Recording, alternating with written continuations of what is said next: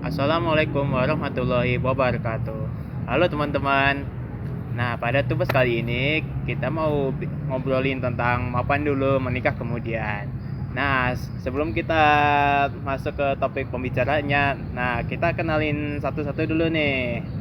Ya. Dari mana? Oke. Perkenalin semuanya, nama aku Muhammad Danis Arafisa Maula dengan NIM 103012530067. Dan di sini ada teman aku. Saya Wildan Banji Maulana dengan NIM 103012500060 sebagai co-host. Halo, saya Satya Bisma Bagaskara. Saya Arizal Rizky Ramadan dengan NIM 103012500208. Pertama-tama nih gue mau nanya ke si Danis dulu nih. Boleh. Kan untuk sekarang ini kan tren mapan dulu menikah kemudian ini lagi naik nih di kalangan anak muda nih. Betul sekali. Menurut lo gimana nih? Dari trennya dulu. Ya. Kalau untuk sekarang itu karena kita ini masih Gen Z dan kita ini bicarain tentang kita yang sekarang atau kita yang di masa depan nih? Untuk sekarang dulu deh. Kalau untuk sekarang itu mungkin lebih mengutamakan tentang uang dulu ya. Kita kumpulin dulu sebelum mapan. Karena untuk sekarang itu kita juga masih di semester awal ya. Oh iya. Ya kan, semester awal. Jadi untuk sekarang mungkin akan lebih baik kalau kita fokus ke diri kita sendiri dan memperbaiki diri menjadi lebih baik lagi ke depannya. Oke. Yang pertama untuk alasan finansial ya, Iya. lebih tepatnya. Menurut kamu nih, selain finansial ada lagi gak alasan utama yang lain? Alasan yang lain lah. Mungkin karena kita belum siap juga mungkin ya. Belum siap untuk kedepannya dan masih mematangkan diri. Jadi ya menurut saya itu doang sih. Oh, oke. Oke, kalau gitu saya mau nanya dari sisi agama dulu nih, dari secara keislaman. Nah, Sirija, menurut kamu nih untuk secara kaidah agama gimana nih untuk tren mapan dulu menikah kemudian ini? Oke. Kalau menurut Islam ya, menikah itu pahalanya besar. Oh, pahalanya gede ya? Iya. Makanya ini sangat dianjurkan. Menikah itu sangat dianjurkan. Sunnah Nabi. Sunnah Nabi. Sunnah Nabi. Nah, terus kalau untuk finansial, masalah finansial, Allah udah mengatakan di Quran, saya lupa ininya, ayatnya. Tapi yang jelas Iya. Allah mengatakan orang yang menikah itu dalam keadaan miskin. Ya, oke. Jadi untuk finansial sendiri biarkan Allah yang memberikan. Oh, oke. Tapi kalau kita lihat dari realitas sekarang nih, ini banyak nih orang yang bisa dikatakan finansialnya masih lemah, tapi maksa nikah. Ini menurut secara agama gimana nih? Menurut agama, Kan banyak tuh yang apa ya, stigma maksudnya kata-kata orang tuh yang bilang banyak menikah anak. dulu, habis itu banyak anak, banyak rezeki gitu. Oh, banyak anak, banyak rezeki gitu ya. Oke. Sebenarnya kalau gimana ya?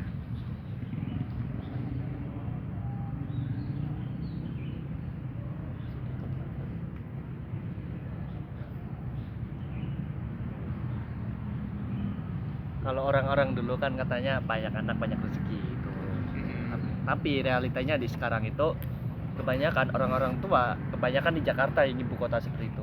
Tapi di perkampungannya itu banyak orang tua yang mempunyai anak, tapi anaknya disuruh kayak mengemis, memulung dan lain-lain. Sedangkan orang tua mereka mungkin kebanyakan ayahnya bermain judol atau ibunya menjadi TKW dan anaknya kebanyakan dipondokkan atau menjadi seperti pemulung atau pengemis begitu Pak. Kompas. ya intinya kehidupan anaknya itu nggak terjamin lah. Kalau dalam Islam sendiri itu haram ya, ya. Pasti. Kenapa? Pasti. Kenapa gitu? Karena ya kita lihat sendiri coba Hmm, anak. Ini kan tanggung jawab orang tua. Betul. betul. Kalau anak ini dibiarin aja, ini kan dosanya kan ke orang tua juga. Hmm. Oh gitu. Berarti dari realitas sekarang ya bukan cuma anak yang bisa durhaka sama orang tua ya, tetapi orang tua juga bisa durhaka kepada iya, anaknya betul. ya. Benar. Ah iya. Nah, namun apakah di dalam agama tuh orang tua bisa berdosa jika durhaka kepada anaknya? Dan apakah bisa orang tua tuh durhaka kepada anaknya seperti itu? Oh jelas bisa.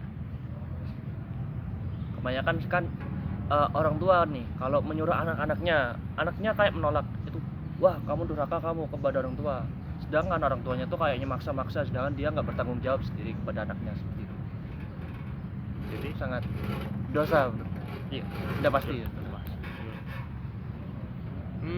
Oke. Jadi kalau dari sisi agama emang sudah haram ya. Ya, Sudah pasti orang tuanya berdosa yang terutama kepada anaknya. Tapi Nah. dalam kesimpulannya, sebelum menikah dalam agama apa yang kita persiapkan terlebih dahulu? Oke, yang pertama itu udah pasti mental. Betul. Wah, Mental. betul. Mentalmu harus udah siap lah. Yang kedua umur harus udah cukup tuh. Tapi Udah balik. seperti contoh standar orang menikah itu cocoknya di umur berapa? Kan kadang ada yang udah yang ketuaan. Kalau di Jawa tuh ada kalau udah tua itu susah cari jodoh gitu. Itu sebenarnya dianjurkannya tuh menikah di umur berapa kira-kira? Sebenarnya dalam Islam sendiri tidak ada batas umur sebenarnya ya. Cuma kan kalau sekarang itu negara kalau tidak salah itu punya aturannya sendiri sekarang tuh.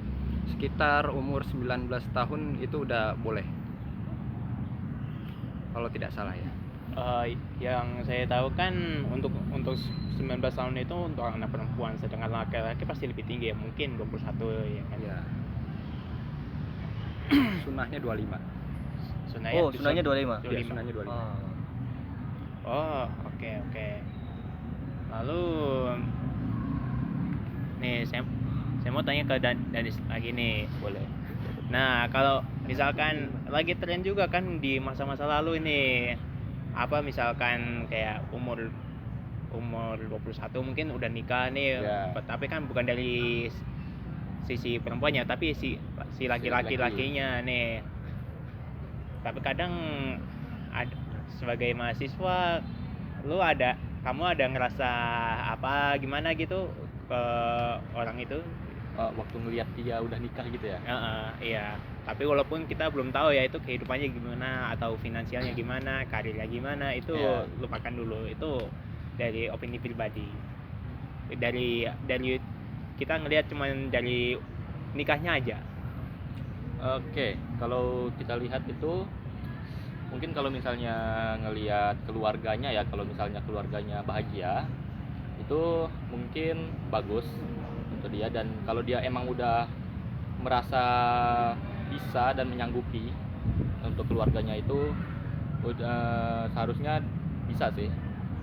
Dan kalau misalnya melihat dari finansial, sebenarnya finansial itu nggak terlalu ya, soalnya ada beberapa itu yang dia merangkak dari bawah naik ke atas bareng-bareng, tapi ada juga yang ditinggalin gitu. Ditinggalin gimana itu, Mas? Gimana itu maksudnya? Kayak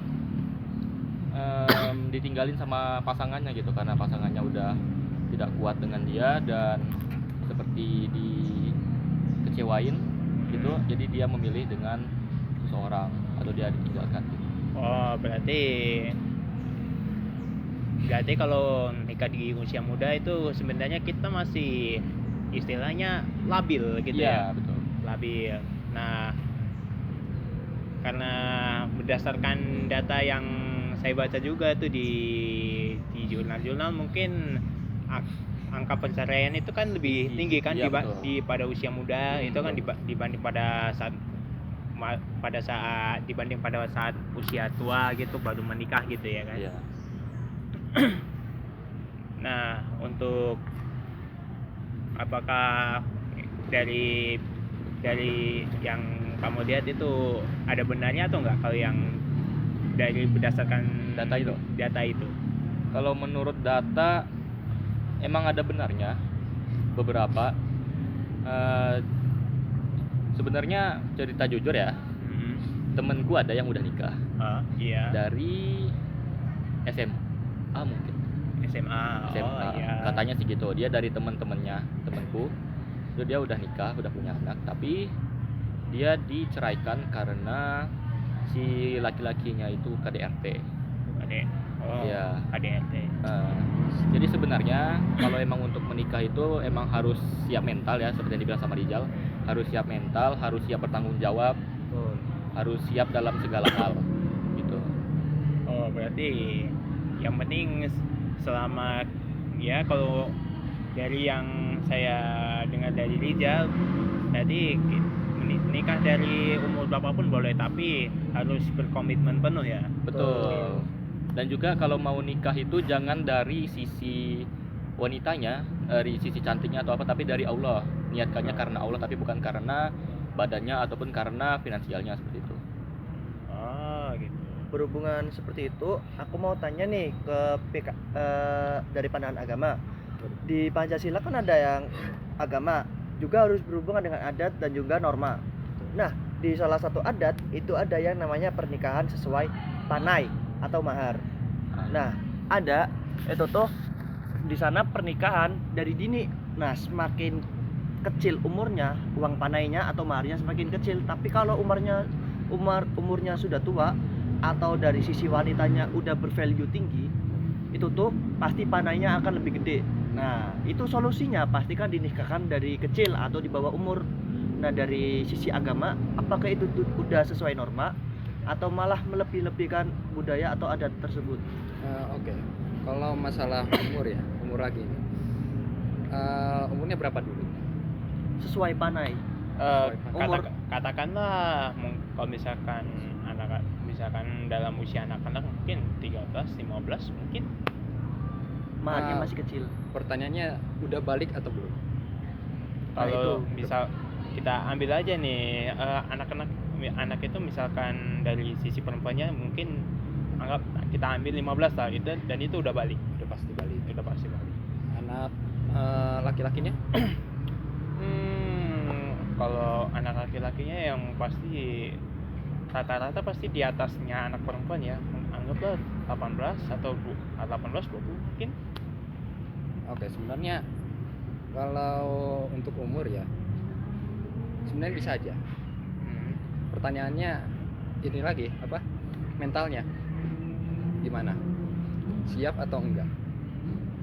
Tapi kalau mereka mengikuti adat dan mereka menghindari uang panai yang tinggi, apakah lebih baik kita mengikuti adat tersebut atau kita menyiapkan mental terlebih dahulu dan bahasanya seperti mengesampingkan adat panai tersebut? Lebih baik sih mentalnya dulu ya, karena kan kita lihat sekarang nih, orang belum siap nikah tapi udah nikah, akhirnya lihat KDRT, terus apa lagi, cerai, terus anaknya.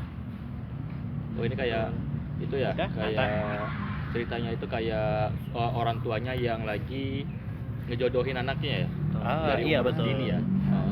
Oke teman-teman, untuk pembicaraan atau ngobrolan kita tentang mapan dulu menikah kemudian untuk sekarang sampai di sini aja ya.